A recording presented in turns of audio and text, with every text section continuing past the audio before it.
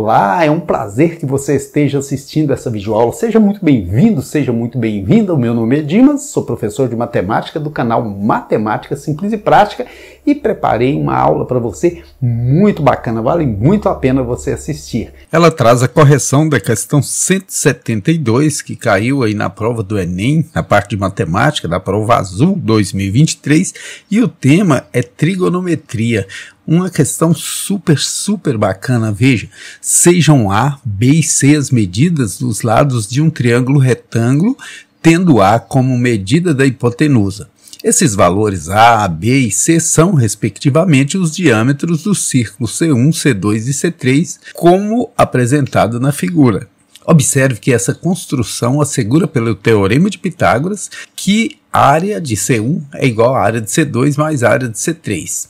Um professor de matemática era conhecedor dessa construção e, confraternizando com dois amigos em uma pizzaria onde são vendidas pizzas somente em formato de círculo, lançou um desafio. Mesmo sem usar um instrumento de medida, poderia afirmar com certeza se a área do círculo correspondente à pizza que ele pedisse era maior, igual ou menor do que a soma das áreas das pizzas dos dois amigos. Assim foram pedidas 3 pizzas. O professor as dividiu ao meio e formou um triângulo com os diâmetros das pizzas conforme indicado na figura. Está aqui a figura, ó.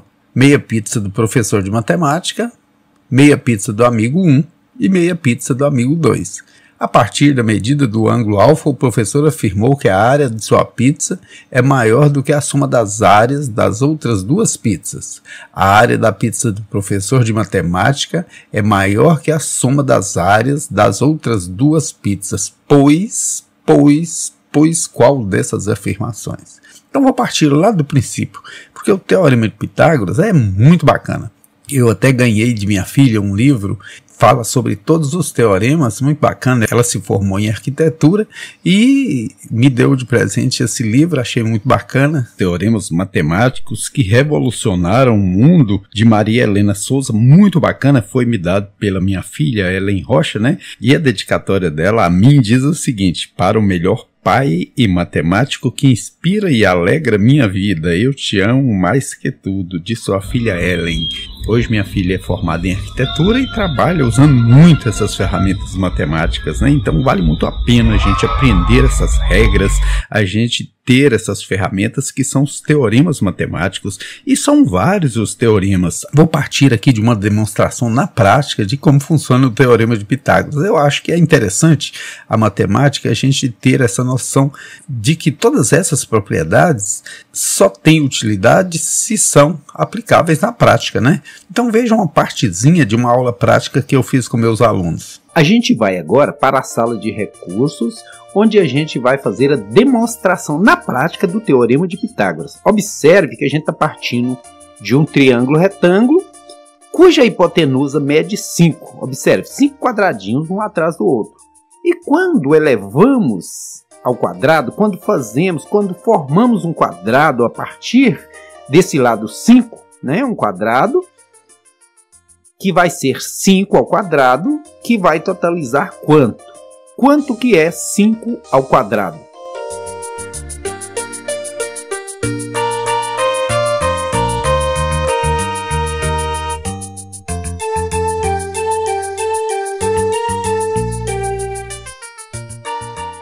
Cinco ao quadrado é 25. Então o quadrado da hipotenusa, que é 5, né, é 25.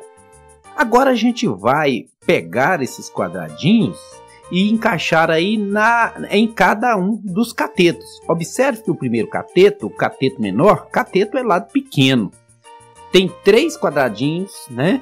Então, elevando ao quadrado, vai dar quantos quadradinhos? Vai dar 9 quadradinhos, né? O quadrado desse cateto é 9, a área são 9 quadradinhos. E do segundo cateto, do cateto maior, ele tem na lateral quantos quadradinhos? Quanto que é o lado dele? 4. E quando a gente eleva esse 4 ao quadrado, quando a gente forma um quadrado a partir desse 4, quantos quadradinhos é possível colocar?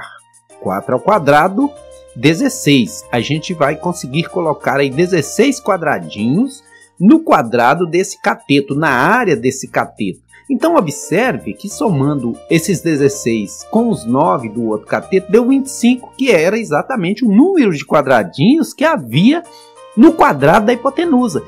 E foi exatamente isso que nós fizemos na prática, que o Pitágoras afirmou há 2.500 anos atrás. A soma dos quadrados dos catetos é igual ao quadrado da hipotenusa. Nós fizemos isso aqui hoje na prática para você ver como que é fantástico o Teorema de Pitágoras.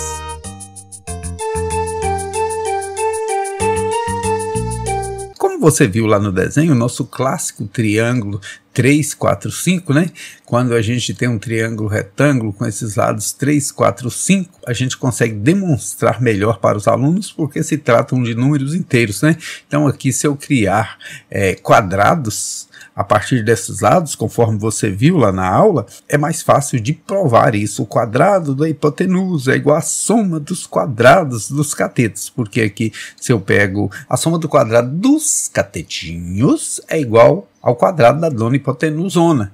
Então aqui 3 ao quadrado 9, 4 ao quadrado 16, 5 ao quadrado 25. 16 mais 9, 25, beleza. Mas agora vamos fazer a demonstração também da área dos discos, né? Na verdade, se você pegar esse disco, o raio dele é quanto? Se o lado dele é 5, estou naquele clássico triângulo 3, 4, 5. Se o lado dele é 5, o raio é metade aqui, 5 sobre 2. E o C2 aqui, se o diâmetro dele medir 3, o raio dele mede 3 sobre 2, metade. E o C3, se o diâmetro dele medir 4, nós estamos partindo do clássico triângulo 3, 4, 5, a metade aqui é 4 sobre 2 ou simplesmente 2, né? E olha para você ver que interessante, né? A área do círculo é dada por πr2, então vamos demonstrar isso aqui também com a área dos discos. Se eu pego esse discão aqui, ó, o C1, o raio dele é o quadrado vezes π. O raio é 5 sobre 2, é o quadrado da 25 sobre 4 π. A área do discão, do círculo C. Agora vamos à área do círculo C2. A área do C2, pela mesma forma, vai ser πr2, o r2 é 3 ao quadrado, que dá 9, e 2 ao quadrado, que dá 4. E por último, a área do C3, cujo diâmetro é um dos catetos do triângulo, aqui 4 sobre 2, 4 ao quadrado 16, 2 ao quadrado 4. E veja que interessante, se você pegar a área do círculo maior, do C1, que é 25π sobre 4, é exatamente igual à soma da área dos outros dois, cujos diâmetros são os catetos do triângulo aí branco. Se eu somar aqui esses dois, olha, os denominadores já estão iguais, então é só somar os numeradores. 9 mais 16, 25, deu igualzinho. Agora nós temos que relacionar isso com os ângulos. Esse ângulo é um ângulo de 90 graus.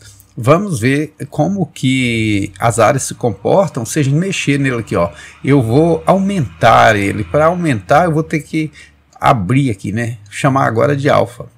Esse alfa, com certeza ele é maior que 90 graus, porque eu abri aqui esse ângulo, né? Ele estava aqui, foi aberto. Então vamos ver se realmente a área do circlão vai dar maior que a soma da área dos circlinhos, né?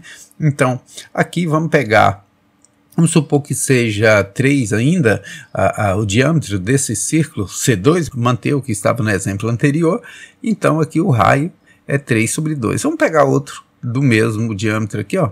O raio também é 3 sobre 2. E como a área do círculo é πr2, pegando o grandão, a gente já viu que ele dá 25π sobre 4. Agora os circlinhos, eu vou pegar a área do círculo 2, que é 3 meios ao quadrado, que dá 9 quartos. E a área do círculo 3, que é igual ao círculo 2, então obviamente vai dar a mesma coisa.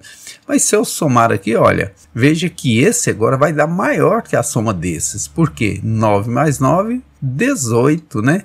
18π sobre 4, e 25π sobre 4 é maior que 18π sobre 4.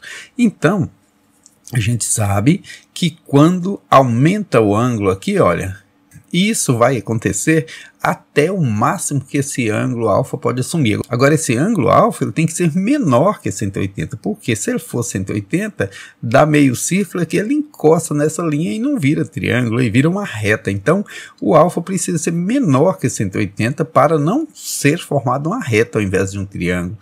E isso está na alternativa C, de circunferência, de círculo, e de conto com você se inscrevendo aí no canal Matemática Simples e Prática para a gente ir compartilhando conhecimento. Aqui eu trago um pacote de experiência para você de mais de 33 anos como professor de matemática, essa ciência fantástica que eu adoro e quero dividir o que eu aprendi nesse tempo com você. Só sonhos não realizam sonhos, é preciso você se dedicar, com fé buscar o conhecimento e com certeza vencerá.